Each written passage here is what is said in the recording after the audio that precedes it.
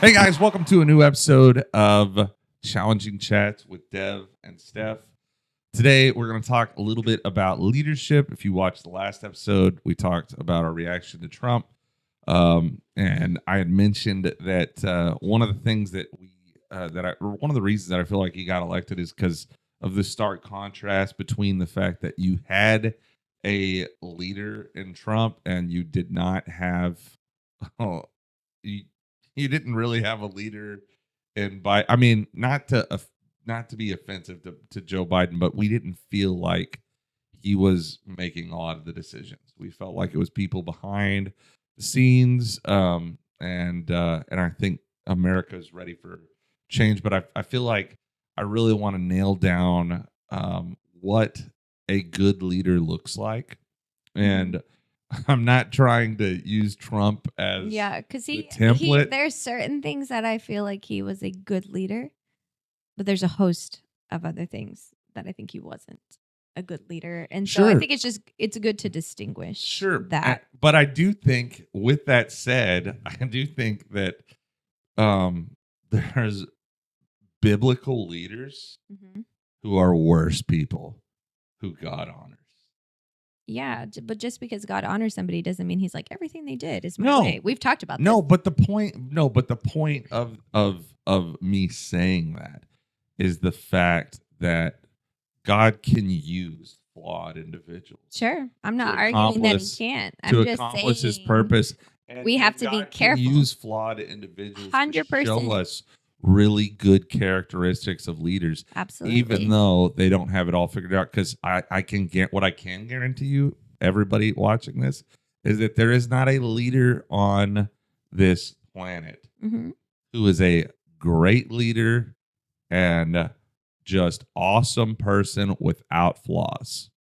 I mean, I think you can be a great leader and an awesome person No. and still be flawed. Yes. We're not saying a perfect leader, and I'm not, saying not that making there's that flawed. argument. I'm saying that there's flawed people who can do amazing things. And I know, and I agree. I know you're not. I think know you're not I was arguing saying against that though. I was saying he was a really great leader Yeah. in certain ways. But if we're talking about biblical leadership, which is what this podcast is about, there is a plethora of ways that he did not line up to what biblical leadership is. So did he have aspects Sure. of leadership that I think are great that we should discuss and bring into this conversation? Absolutely. However, once again, I would not set up Trump as like, here is this amazing leader that we should emulate. I think that's not wisdom. And as some buddies who are voicing our opinions to whoever decides to listen, we have to be careful to make sure we're distinguishing between these things. Absolutely. I think it's important. Yeah, I 100% agree. I think it's important for us to distinguish the things that were done well and from the things that were done wrong. Sure. But it's also important to recognize the fact that, if you're watching this and you feel like God's called you to be a leader, but you realize that there's imperfections in yourself, just know that God can use you. In fact, I saw this thing. Did you see it? It was a post the other day. It was like, I'm shocked that God can put a man in a position, in a high position of authority over a nation, even though that man, has, was immoral and, crash and did all this thing or whatever. And basically, and then like at the end, they're like King David, and I'm like, yeah, 100%. Yeah. You talk about a flawed leader. And I think that's the thing, guys. That's what I love about. So what I really want for this podcast, I'm going forward from here on out, from before, is for us to be real with you about the reality of just life, and nobody wants fake stuff, and so the truth of it is that we are all flawed, and I think sometimes people get that holier than thou complex, and fail to, it's so easy for me to point out the flaws in someone else, and that's true for everybody. It's easy for us to look at ourselves and say, well, give ourselves excuses while acknowledging the flaws of others, instead of acknowledging the things that other people do right that maybe we struggle with, and learning, using other people's experiences as a learning experience for us. And I think that's how we can grow. So, Sure. anyways, with that said, let's get into this video. And our question is simple. It's, what does a good leader, or a good leader in the biblical sense, look like? Mm-hmm. And I think there are some biblical principles to this, and there's a lot of verses that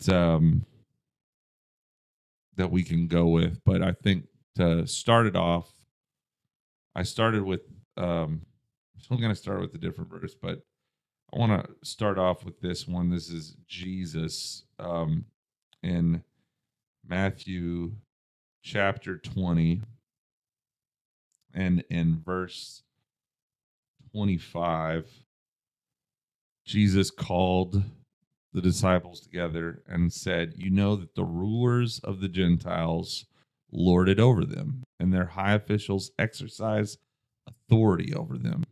Not so with you." In verse 26, instead, whoever wants to become great among you must be your servant. Whoever wants to be first must be your slave, just as the Son of Man did not come to be served, but to serve and to give his life as a ransom for many.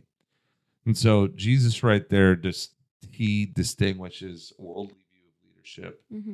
from what the biblical view of leadership is, which biblical view of leadership is service. Me and a friend of mine were talking yesterday about another friend, and another guy that we know, who has been busy with work, and his work causes him to travel a lot, and without trying to throw people's business out there, keeping it generic because the example is good. But what my buddy told me, he's like, if I'm traveling a lot and I realize that the burden of raising our children and doing that falls on my wife, what I'm going to do is try to do anything in my power to try to alleviate that burden, try to meet that need, to see what she needs to be able to do the things that God's called her to do. And I thought how, like, I was, as I was listening to him, I was like, man, that's a really good understanding of what the Bible calls us to be as men. And I think that obviously that comes from his place with the Lord. But when we look at what leadership is, what God calls us to, when he calls us to leaders, he calls us to serve one another. And so that is the biggest change. That is the biggest difference. And even, in being the president of the United States, you're called to serve. You're not called to do this. And I actually do believe, like, I do actually believe that Trump does see it that way. I believe he doesn't just see it as an opportunity, because it's a giant, my word, being president, giant pain in the butt. Way easier to just be a businessman and not have Mm-hmm. to do all this. But I do feel like there's a sense of responsibility, of wanting to try to better the country and do those things. So I think some of the things that maybe sometimes that we may think are good qualities as leadership will confuse with the bad ones. And so I think the first, I want to simplify this video, because I don't want it to go on forever, and it could. And I just had a few points that I brought out, and I think first off, leaders need good information to make good decisions. Mm-hmm. If you're going to serve, and you're going to serve the people that you feel like God's called you to serve, you have to have good info. Um, in James, we're advised that we should not want to be teachers. A lot of us Christ followers should not desire to be teachers because we're held to a higher standard. Mhm. Why? Why are we held to a higher standard? Because just as what was his uncle, what's his name, and Spider-Man said, with great power comes great responsibility. And so, and it's true. It was true for Spider-Man. It's true for the Bible. But we're held to, when we're taking care of people and helping guide their lives or helping shape them. Like I think about, one of the most undermined roles of leadership in America and in the world is the role of the mother. Mhm. I'm serious. I think it's one of the most undermined things because if you think about Undermined or undervalued. maybe is what you're undervalued, looking for. definitely undervalued and undermined. Well, and just I think no undermined too because there's this push. There's been in recent years a push for career woman, and my mom worked so, Mhm. but I don't feel like her work to her was a bigger role than being our mom. Mhm. In fact, I remember one time when I was younger, my mom asked us. She was like, "Hey, would you rather us be able to have more money and do more things, or for me to have more time and spend it with you?" And of course, we're kids. We're like, "Yeah, we want time. We don't want stuff." Kids don't want stuff. They want to be. They want to spend time with their parents. And I remember before that, my mom. She wasn't too far removed out of medical school when I was younger, and so we did not see her a lot. It was pretty often that we wouldn't see her at all during the day because she'd be busy working. And so, lucky for us, we had a great nanny, and my dad was home every night for dinner. Uh, and this is when I was a really really young. And so, but remember once my mom got out of that and they started their own practice, everything. She had freedom of her schedule, and that's when she asked that question to us. But I feel like not to discourage from the working woman, but there's such a emphasis. I think there's a lie of society that a woman who goes out and builds a business or does something is more valuable than a woman who just devotes herself to raising her children, because that's what she feels like God's called her to do. And I think it's such a because it's such a lie that it's not as important because you were literally shaping the lives of these individuals who are going to go off. They're going to do things. They're going to change the world. No one has more influence Mhm. over them than really the mom. I mean, I'm not trying to undermine my influence as a father because I have influence, but in the ability to to move them and to teach them basic things and to do different things, I think it's such an important role. It's important for them. Yes, it's important for them to have a father, but it's important for them to have that mother figure to provide them the comfort and also the structure that they need. I don't and stability. disagree. I just don't know that that's answering our question of what makes Well, I got off or on a what. rabbit trail. I mean, I think you can still tie So it what in makes so no? because, But I like, was you gonna can say, be what a do you think? mom and Yes, actually be a terrible leader yes. So well, exactly. So of what? your children. No. So That's 100% true because we've seen that. I've experienced it. So what? Okay, so coming from someone who's experienced that, because we're talking about this as a critical role, and me and you had very different upbringings, Mm-hmm. completely different. Um, so, what what is the biggest separators from the good moms who are good leaders, from moms who are not good leaders? What do you feel like you missed out most in childhood that you've seen Um, exemplified by my mom? what was something that you saw that you felt like, would have changed the way?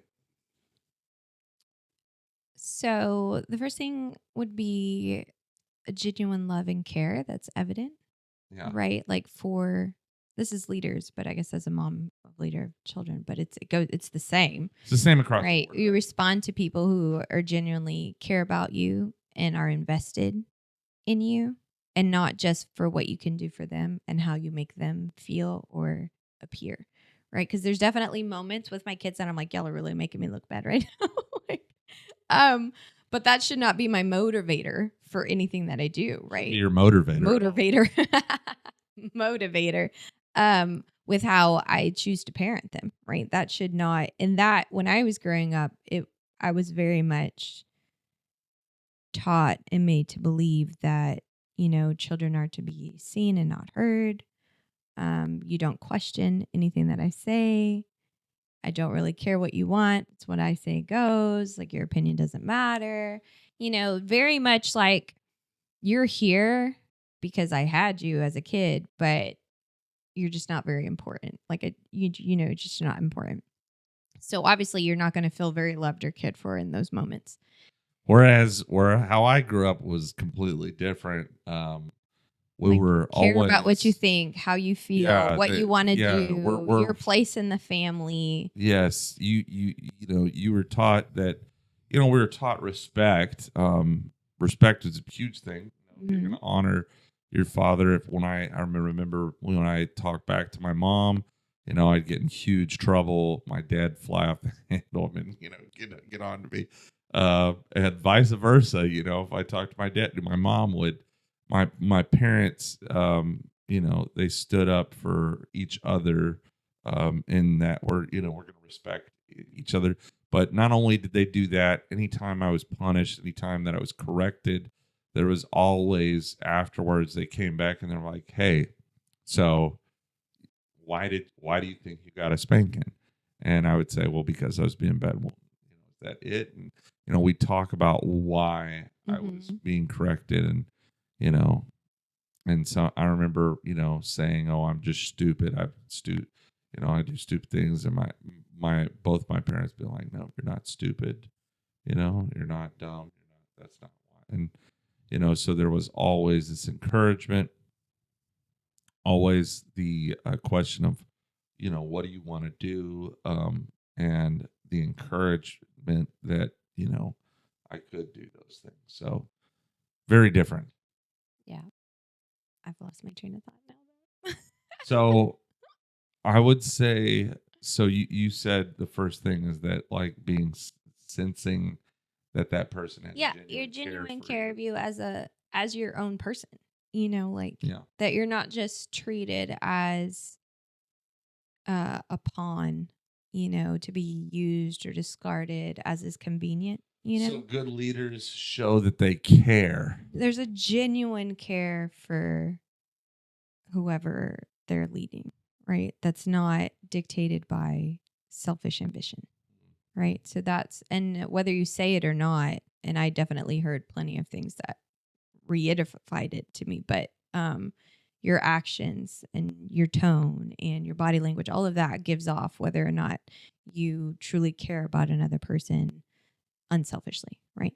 And so that's super important for all leadership. I'd say the second one is humility was a big one, right? Because nobody's perfect. No leader's going to be perfect. Yeah, I think that's a huge one.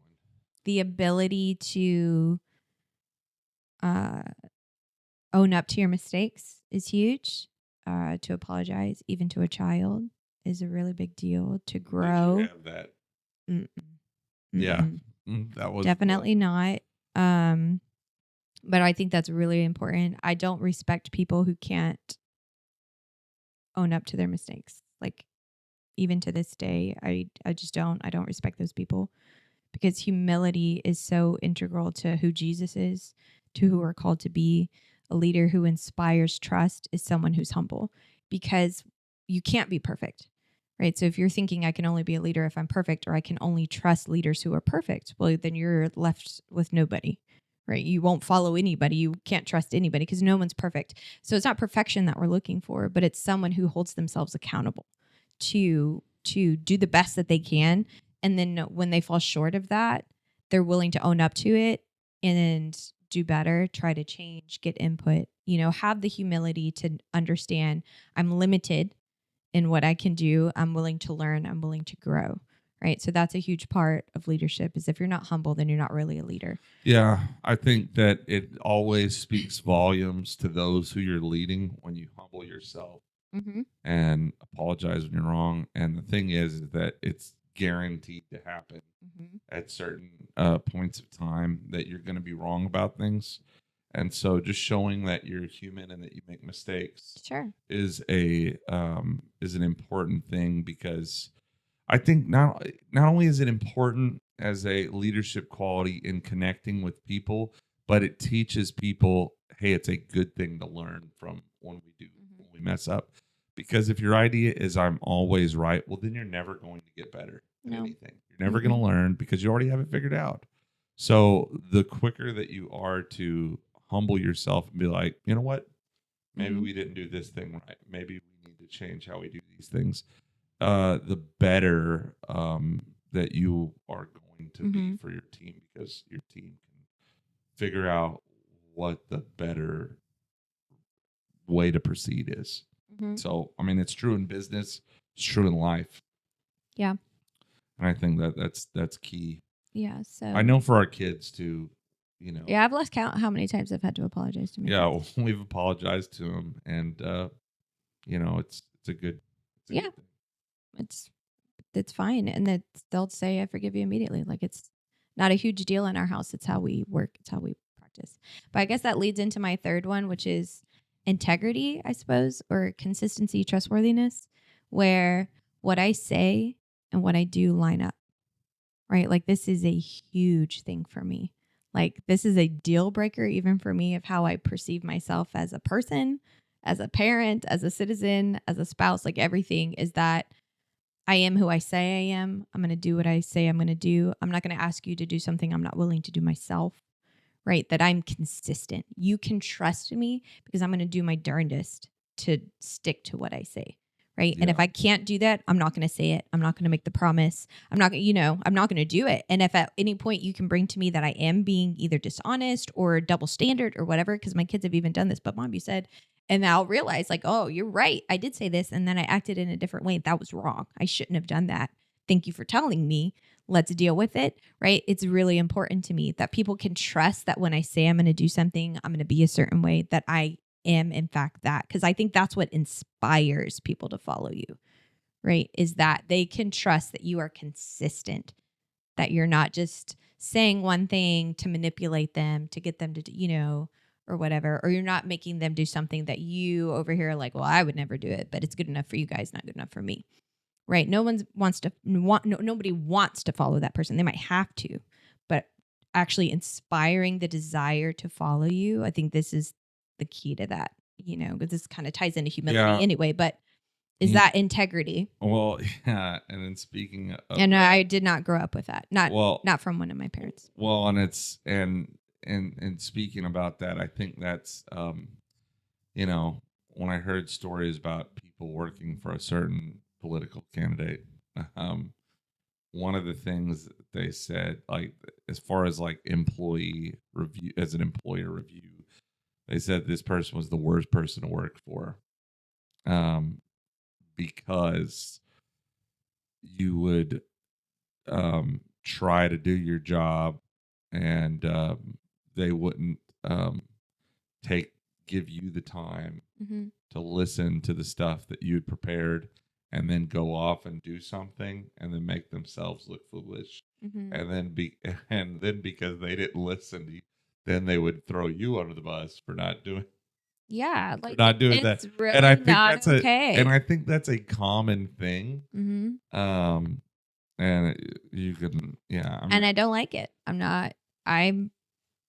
No, it's not okay. I don't like, people can do what they're going to do, but biblically speaking, and me personally, like the standard I hold myself to, like that very conscientious of being honest, right? And sticking to what I'm saying, even to my own detriment sometimes, right? Like, because that's like, and we talked about this the other day, like in the Old Testament when Joshua was leading the people at this point, and he wasn't supposed to make any commitments and anything to any of the surrounding peoples. Yeah.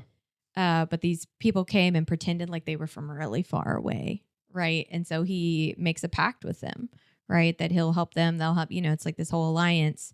And then he finds out they're one of those people who are close by that he wasn't supposed to form an alliance with.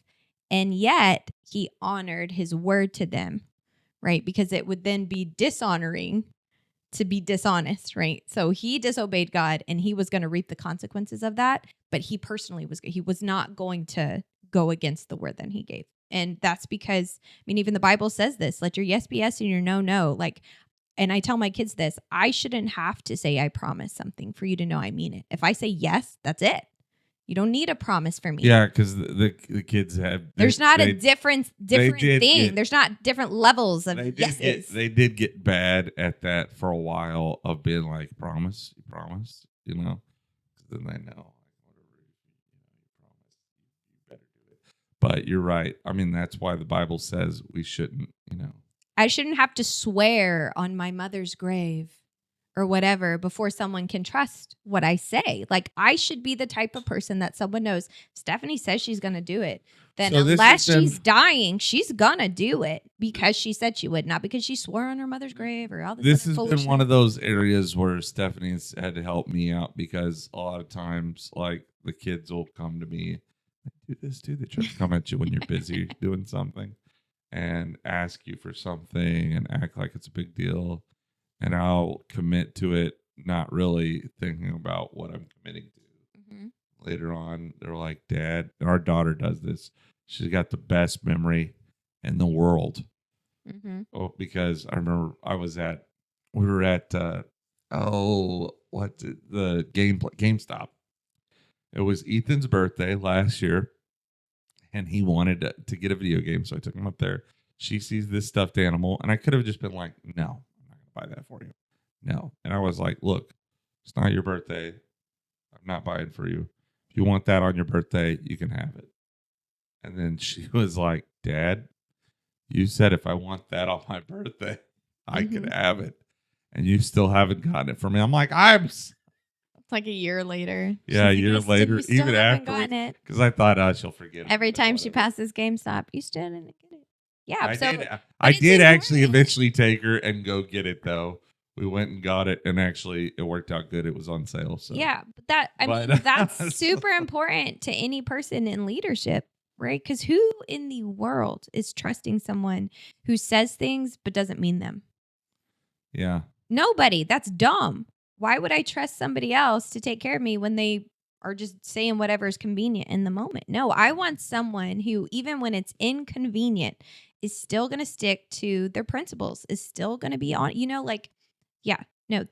that's a non-negotiable. Like, otherwise you're not a leader, you're a manipulator. That's sure. Very different. And I think that's the thing. That's the point, is that there's a difference between those who manipulate and those who actually lead. Those who actually lead inspire those who they're leading to take action, right? Mm-hmm. Those biblically, those who lead are the ones who not only are they giving direction, mm-hmm. but they're also, so I do think that it's important for leaders to give direction, but good leaders give direction based upon the knowledge they have gained from those around them.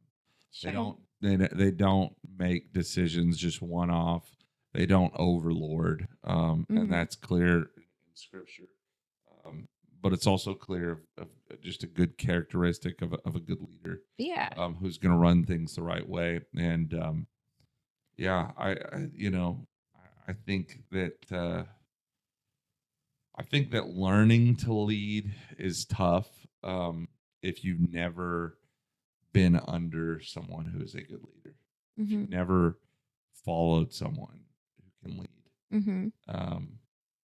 Mm-hmm. I'd almost say it's like impossible. Like, you're gonna have to be mentored at some point by someone, not necessarily in a mentor-mentee, but like I've now had your family that has influenced me so much, because I didn't have good examples. I didn't, and as much as I had the word, it's still like, what does that look like is a very big part Yeah. of growing in these types of things. Well, and the other thing too is like, so because of our different upbringings, like our decision making process is very different, in the sense that like everything that I usually done has been from a place of like, taking family into consideration and Mhm. thinking, okay, like what can we do, because we're part of a team. We treat Mhm. the way that I grew up was, your family is your team. Okay. Right. You only got one of them. So Mhm. you got to take care of them. Like Mhm.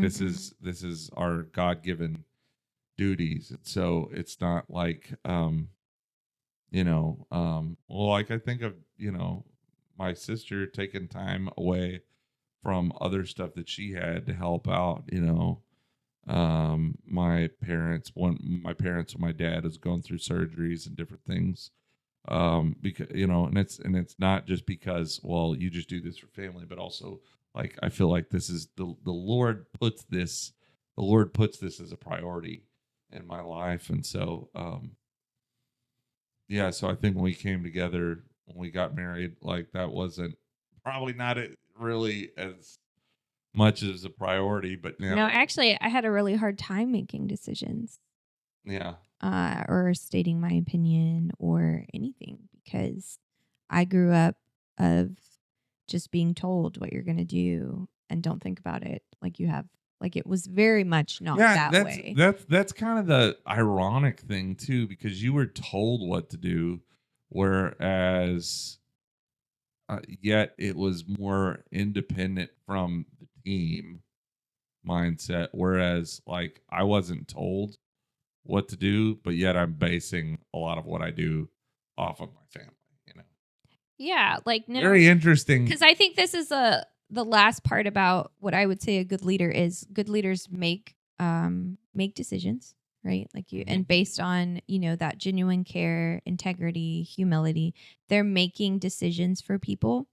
But ultimately, it's so that those people are able to make those decisions for themselves too, right? So it's not just we're doing this and suck it up, buttercup, and I'm not going to explain my reasoning or anything like that. I think there's a time for that in specific situations, especially with like children or emergency situations. There's definitely a time and place for unilateral decision making of leaders. Yes, absolutely. Right? That's a big part of being in a position of leadership, right? Is that the responsibility falls on you and the consequences, good or bad, fall on you.